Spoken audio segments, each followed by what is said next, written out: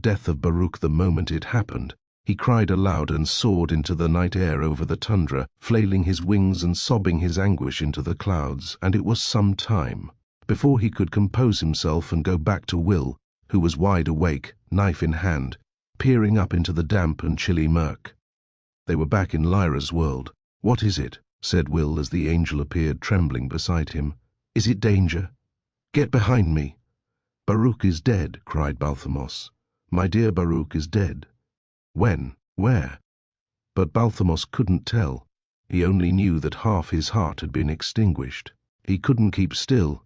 He flew up again, scouring the sky as if to seek out Baruch in this cloud or that, calling, crying, calling, and then he'd be overcome with guilt and fly down to urge Will to hide and keep quiet, and promise to watch over him tirelessly, and then the pressure of his grief would crush him to the ground, and he'd remember every instance of kindness and courage that Baruch had ever shown, and there were thousands, and he'd forgotten none of them, and he'd cry that a nature so gracious could never be snuffed out, and he'd soar into the skies again, casting about in every direction, reckless and wild and stricken, cursing the very air, the clouds, the stars. Finally Will said, "Balthamos, come here." The angel came at his command, helpless, shivering inside his cloak. In the bitter cold gloom of the tundra, the boy said to him, "You must try to keep quiet now. You know there are things out there that'll attack if they hear a noise. I can protect you with the knife if you're nearby, but if they attack you up there, I won't be able to help, and if you die too, that'll be the end for me. Balthamos, I need you to help guide me to Lyra. Please." At first Balthamos didn't speak, but then he said, "Yes, yes, of course I must. Sleep now, Will, and I shall stand guard. I shan't fail you." Will trusted him. He had to. And presently he fell asleep again. When he woke up, soaked with dew and cold to his bones, the angel was standing nearby. The sun was just rising, and the reeds and the marsh plants were all tipped with gold. Before Will could move, Balthamos said, "I've decided what I must do. I shall stay with you day and night, and do it cheerfully and willingly, for the sake of Baruch. I shall guide you to Lyra, if I can, and then I shall guide you both to Lord Asriel. I have lived thousands of years, and unless I am killed, I shall live many thousands of years more. But I never met a nature that made me so ardent to do good, or to be kind, as Baruch's did. I failed so many times, but each time his goodness was there to redeem me. Now it's not. I shall have to try without it. Perhaps I shall fail from time to time, but I shall try all the same." "Then Baruch would be proud of you," said Will, shivering. "Shall I fly ahead now and see where we are?" "Yes," said Will, "fly high, and tell me what the land's like farther on. Walking on this marshland is going to take forever."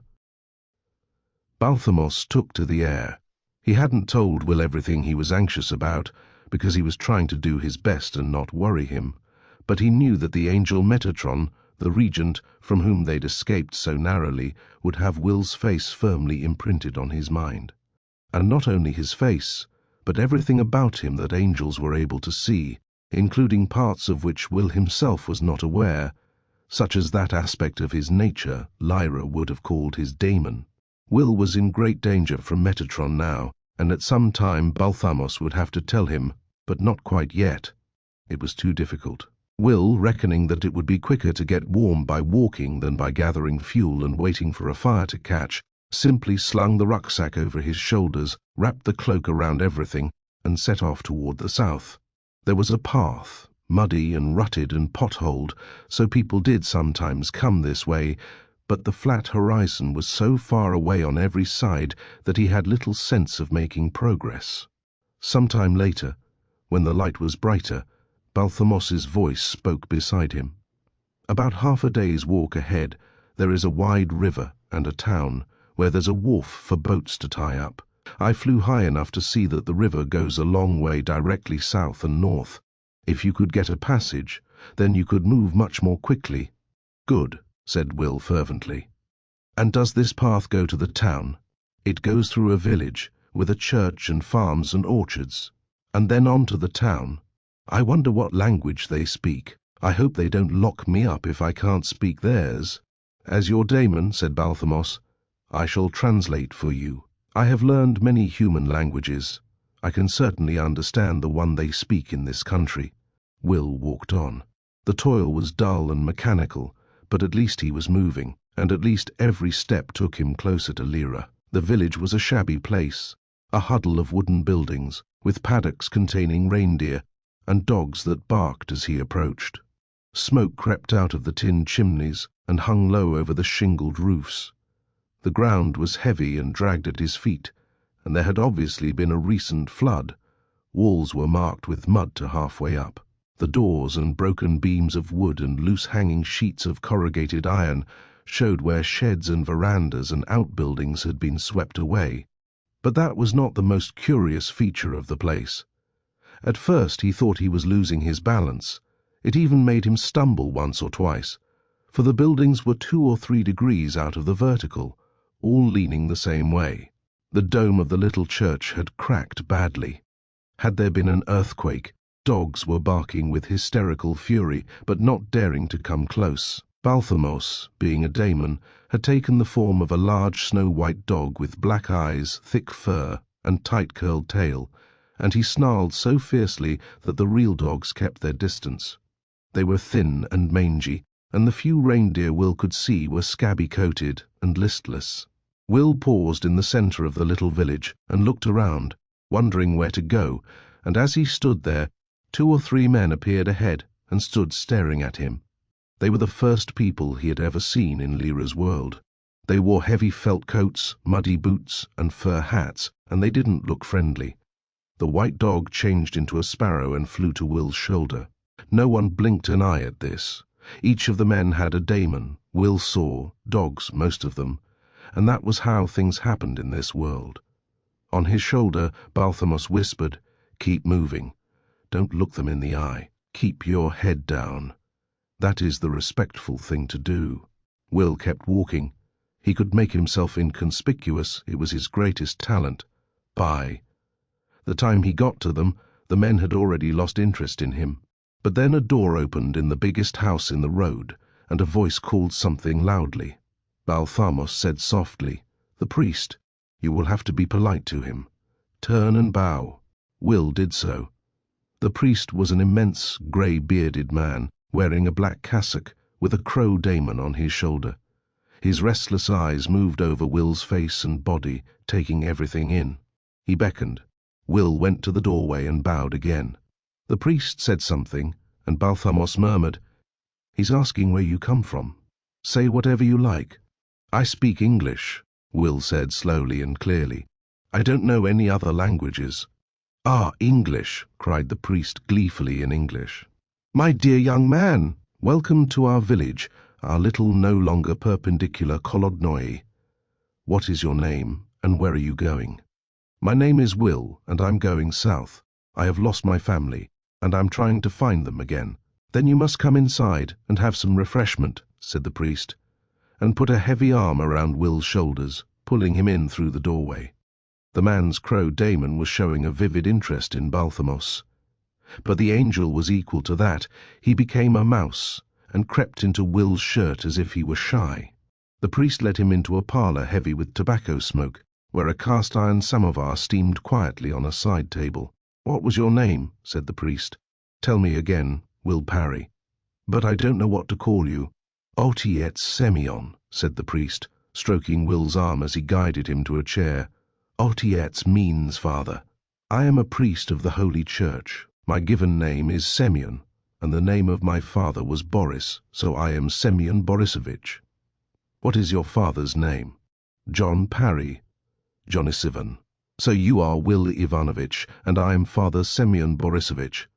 Where have you come from, Will Ivanovich, and where are you going?" "I'm lost," Will said. "I was travelling with my family to the south. My father is a soldier, but he was exploring in the Arctic, and then something happened and we got lost. So I'm travelling south because I know that's where we were going next." The priest spread his hands and said, "A soldier, an explorer from England? No one so interesting as that has trodden the dirty roads of Kolodnoye for centuries. But in this time of upheaval, How can we know that he will not appear tomorrow? You yourself are a welcome visitor, Will Ivanovich. You must stay the night in my house, and we will talk and eat together. Lydia Alexandrovna, he called. An elderly woman came in silently. He spoke to her in Russian, and she nodded and took a glass and filled it with hot tea from the samovar. She brought the glass of tea to Will, together with a little saucer of jam with a silver spoon. "Thank you," said Will. "The conserve is to sweeten the tea," said the priest. "Lydia Alexandrovna made it from bilberries." The result was that the tea was sickly as well as bitter, but Will sipped it none the less. The priest kept leaning forward to look closely at him, and felt his hands to see whether he was cold, and stroked his knee. In order to distract him, Will asked why the buildings in the village sloped. "There has been a convulsion in the earth," the priest said. "It is all foretold in the Apocalypse of St. John. Rivers flow backward, ... The great river, only a short way from here, used to flow north into the Arctic Ocean. All the way from the mountains of Central Asia, it flowed north for thousands and thousands of years, ever since the authority of God the Almighty Father created the earth. But when the earth shook and the fog and the floods came, everything changed, and then the great river flowed south for a week or more, before it turned again and went north. The world is turned upside down. Where were you when the great convulsion came?" "A long way from here," Will said. "I didn't know what was happening. When the fog cleared, I had lost my family, and I don't know where I am now. You've told me the name of this place, but where is it? Where are we?" "Bring me that large book on the bottom shelf," said Semyon Borisovich. "I will show you." The priest drew his chair up to the table and licked his fingers before turning the pages of the great atlas. "Here," he said, pointing with a dirty fingernail at a spot in central Siberia, a long way east of the Urals. The river nearby flowed, as the priest had said, from the northern part of the mountains in Tibet all the way to the Arctic. He looked closely at the Himalaya, but he could see nothing like the map Baruch had sketched. Semyon Borisovich talked and talked, pressing Will for details of his life, his family, his home, and Will, a practiced dissembler, answered him fully enough. Presently the housekeeper brought in some beetroot soup and dark bread, and after the priest had said a long grace, they ate.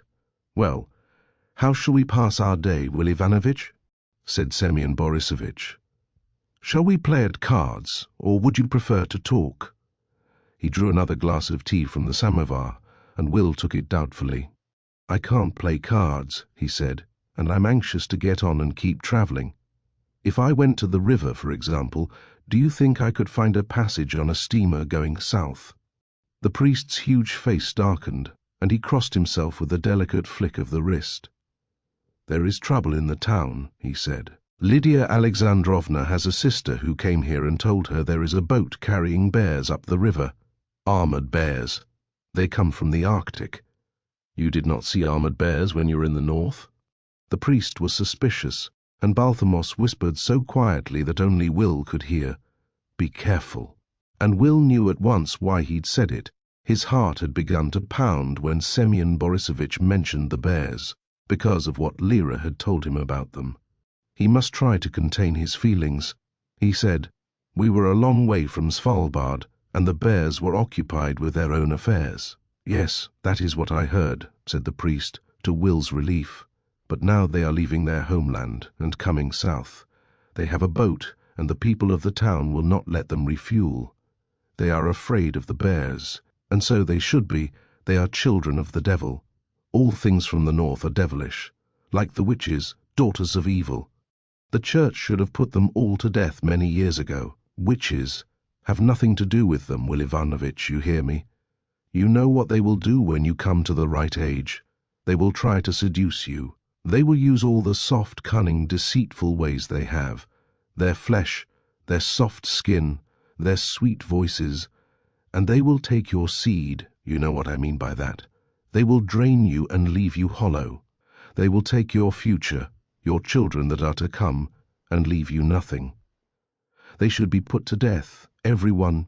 The priest reached across to the shelf beside his chair and took down a bottle and 2 small glasses. "Now I am going to offer you a little drink, Will Ivanovitch," he said.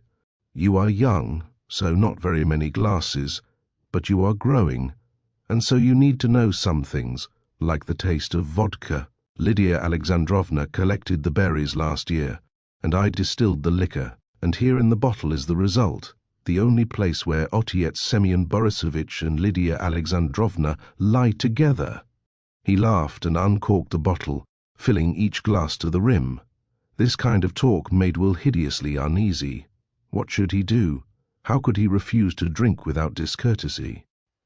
"Otyet Semyon," he said, standing, "you have been very kind, and I wish I could stay longer to taste your drink and to hear you talk, because what you tell me has been very interesting. But you understand I am unhappy about my family and very anxious to find them again, so I think I must move on, much as I would like to stay." The priest pushed out his lips in the thicket of his beard and frowned, but then he shrugged and said, "Well, you shall go if you must. But before you leave, you must drink your vodka. Stand with me now. Take it, and down all in one, like this."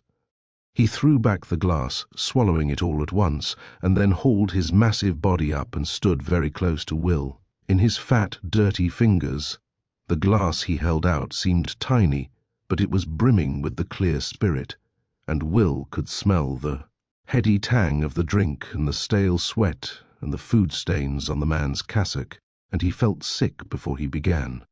"Drink, Will Ivanovitch," the priest cried, with a threatening heartiness. Will lifted the glass and unhesitatingly swallowed the fiery, oily liquid in one gulp. Now he would have to fight hard to avoid being sick. There was one more ordeal to come. Semyon Borisovich leaned forward from his great height and took Will by both shoulders. "My boy," he said, and then closed his eyes and began to intone a prayer or a psalm. Vapors of tobacco and alcohol and sweat came powerfully from him, and he was close enough for his thick beard, wagging up and down, to brush Will's face. Will held his breath. The priest's hands moved behind Will's shoulders, and then Semyon Borisovich was hugging him tightly and kissing his cheeks, right, left, right again. Will felt Balthamos dig tiny claws into his shoulder, and kept still. His head was swimming, his stomach lurching, but he didn't move. Finally it was over, and the priest stepped back and pushed him away. "Go then," he said. "Go south, Will Ivanovitch. Go." Will gathered his cloak and the rucksack, and tried to walk straight as he left the priest's house and took the road out of the village. He walked for 2 hours, feeling the nausea gradually subside and a slow pounding headache take its place. Balthamos made him stop at one point and laid his cool hands on Will's neck and forehead, and the ache eased a little, but Will made himself a promise that he would never drink vodka again. And in the late afternoon the path widened and came out of the reeds, and Will saw the town ahead of him, and beyond it an expanse of water so broad it might have been a sea. Even from some way off, Will could see that there was trouble. Puffs of smoke were erupting from beyond the roofs, followed a few seconds later by the boom of a gun. "Balthamos," he said, "you'll have to be a daemon again. Just keep near me and watch out for danger." He walked into the outskirts of the scruffy little town, where the buildings leaned even more perilously than the village, and where the flooding had left its mud stains on the walls high above Will's head. The edge of the town was deserted, but as he made his way toward the river, the noise of shouting, of screams, and of the crackle of rifle fire got louder. And here at last there were people, some watching from upper-floor windows, some craning anxiously around the corners of buildings to look ahead at the waterfront, where the metal fingers of cranes and derricks and the masts of big vessels rose above the rooftops. An explosion shook the walls, and glass fell out of a nearby window. People drew back and then peered around again, and more cries rose into the smoky air. Will reached the corner of the street and looked along the waterfront. When the smoke and dust cleared a little, he saw one rusting vessel standing offshore, keeping its place against the flow of the river, and on the wharf a mob of people armed with rifles or pistols surrounding a great gun, which, as he watched, boomed again, a flash of fire, a lurching recoil, and near the vessel a mighty splash. Will shaded his eyes.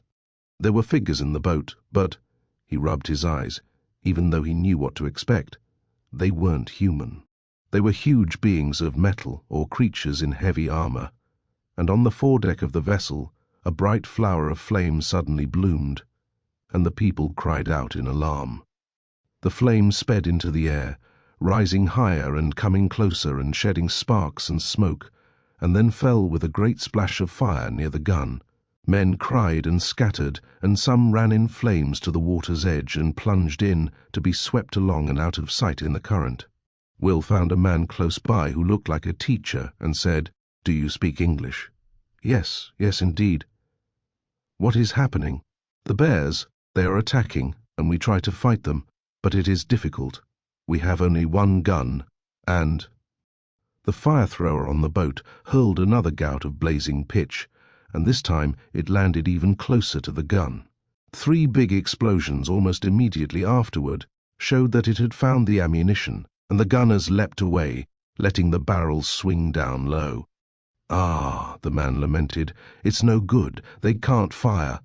The commander of the boat brought the vessel's head around and moved in toward the shore. Many people cried out in alarm and despair, especially when another great bulb of flame burst into being on the foredeck, and some of those with rifles fired a shot or two and turned to flee, but this time the bears didn't launch the fire, and soon the vessel moved broadside on toward the wharf, engine beating hard to hold it against the current. 2 sailors leapt down to throw ropes around the bollards, and a great hiss and cry of anger rose from the townsfolk at these human traitors. The sailors took no notice, but ran to lower a gangplank. Then, as they turned to go back on board, a shot was fired from somewhere near Will, and one of the sailors fell. His daemon, a seagull, vanished as if she'd been pinched out of existence like a candle flame. The reaction from the bears was pure fury. At once the fire-thrower was relit and hauled around to face the shore, and the mass of flame shot upward and then cascaded in 100 spilling gouts over the rooftops. And at the top of the gangway appeared a bear larger than any of the others, an apparition of ironclad might, and the bullets that rained on him whined and clanged and thudded uselessly, unable to make the slightest dent in his massive armor.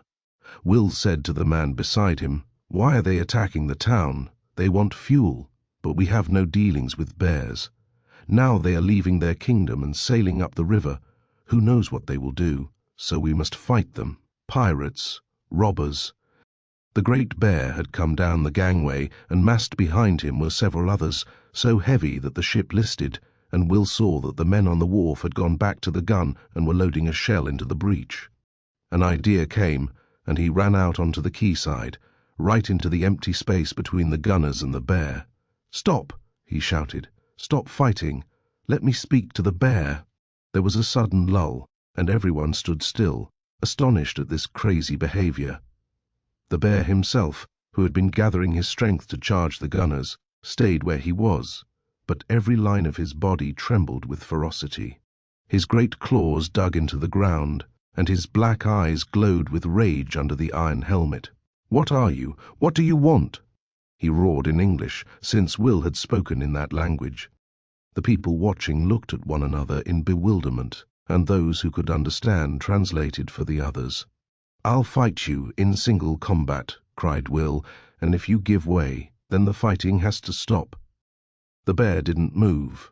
As for the people, as soon as they understood what Will was saying, they shouted and jeered and hooted with mocking laughter. But not for long, because Will turned to face the crowd and stood cold-eyed, contained, and perfectly still until the laughter stopped. He could feel the blackbird Balthamos trembling on his shoulder.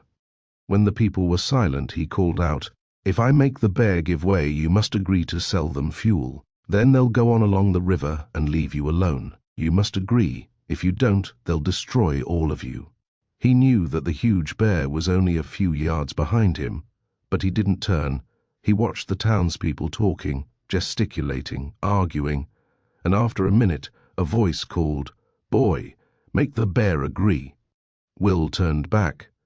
He swallowed hard and took a deep breath and called, "Bear, you must agree. If you give way to me, the fighting has to stop, and you can buy fuel and go peacefully up the river." "Impossible," roared the bear. "It would be shameful to fight you. You are as weak as an oyster out of its shell." "I cannot fight you." "I agree," said Will, and every scrap of his attention was now focused on this great ferocious being in front of him. "It's not a fair contest at all. You have all that armor, and I have none. You could take off my head with one sweep of your paw. Make it fairer then. Give me one piece of your armor, any one you like. Your helmet, for example. Then we'll be better matched, and it'll be no shame to fight me." With a snarl that expressed hatred, rage, and scorn, the bear reached up with a great claw and unhooked the chain that held his helmet in place. And now there was a deep hush over the whole waterfront. No one spoke, no one moved. They could tell that something was happening such as they'd never seen before, and they couldn't tell what it was. The only sound now was the splashing of the river against the wooden pilings, the beat of the ship's engine, and the restless crying of seagulls overhead. And then the great clang as the heer hurled his helmet down at Will's feet. Will put his rucksack down and hoisted the helmet up on its end. He could barely lift it. It consisted of a single sheet of iron, dark and dented, with eye-holes on top and a massive chain underneath. It was as long as Will's forearm and as thick as his thumb. "So this is your armor," he said. "Well, it doesn't look very strong to me. I don't know if I can trust it." "Let me see." And he took the knife from the rucksack and rested the edge against the front of the helmet, and sliced off a corner as if he were cutting butter. "That's what I thought," he said, and cut another and another, reducing the massive thing to a pile of fragments in less than a minute. He stood up and held out a handful. "That was your armor," he said, and dropped the pieces with a clatter onto the rest at his feet. "And this is my knife, and since your helmet was no good to me, I'll have to fight without it. Are you ready, Bear? I think we're well matched. I could take off your head with one sweep of my knife, after all." Utter stillness. The bear's black eyes glowed like pitch, and Will felt a drop of sweat trickle down his spine. Then the bear's head moved. He shook it and took a step backward. "Too strong a weapon," he said. "I can't fight that." "Boy, you win." Will knew that a second later the people would cheer and hoot and whistle, so even before the bear had finished saying the word win, Will had begun to turn and call out, to keep them quiet. "Now you must keep the bargain. Look after the wounded people and start repairing the buildings. Then let the boat tie up and refuel." He knew that it would take a minute to translate that and let the message spread out among the watching townsfolk, and he knew, too, that the delay would prevent their relief and anger from bursting out, as a net of sandbanks baffles and breaks up the flow of a river. The bear watched and saw what he was doing and why, and understood more fully than Will himself did what the boy had achieved. Will put the knife back in the rucksack, and he and the bear exchanged another glance, but a different kind this time. They approached, and behind them, as the bears began to dismantle their fire-thrower, the other two ships maneuvered their way to the quayside. On shore some of the people set about clearing up, but several more came crowding to see Will, curious about this boy and the power he had to command the bear. It was time for Will to become inconspicuous again, so he performed the magic that had deflected all kinds of curiosity away from his mother and kept them safe for years. Of course it wasn't magic, but simply a way of behaving. He made himself quiet and dull-eyed and slow, and in under a minute he became less interesting, less attractive to human attention. The people simply became bored with this dull child, and forgot him and turned away. But the bear's attention was not human, and he could see what was happening, and he knew it was yet another extraordinary power at Will's command. He came close and spoke quietly, in a voice that seemed to throb as deeply as the ship's engines. "What is your name?" he said. "Will Parry. Can you make another helmet?" "Yes." "What do you seek?" "You're going up the river. I want to come with you. I'm going to the mountains, and this is the quickest way. Will you take me?" "Yes. I want to see that knife. I will only show it to a bear I can trust. There is one bear I've heard of who's trustworthy. He is the king of the bears, a good friend of the girl I'm going to the mountains to find. Her name is Lyra Silvertongue. The bear is called Eoric Burnison." "I am Eoric Burnison," said the bear. "I know you are," said Will. The boat was taking fuel on board. The rail cars were hauled alongside and tilted sideways to let coal thunder down the chutes into the hold, and the black dust rose high above them. Unnoticed by the townspeople, who were busy sweeping up glass and haggling over the price of the fuel, Will followed the Bear King up the gangway and aboard the ship. Chapter 9. Upriver.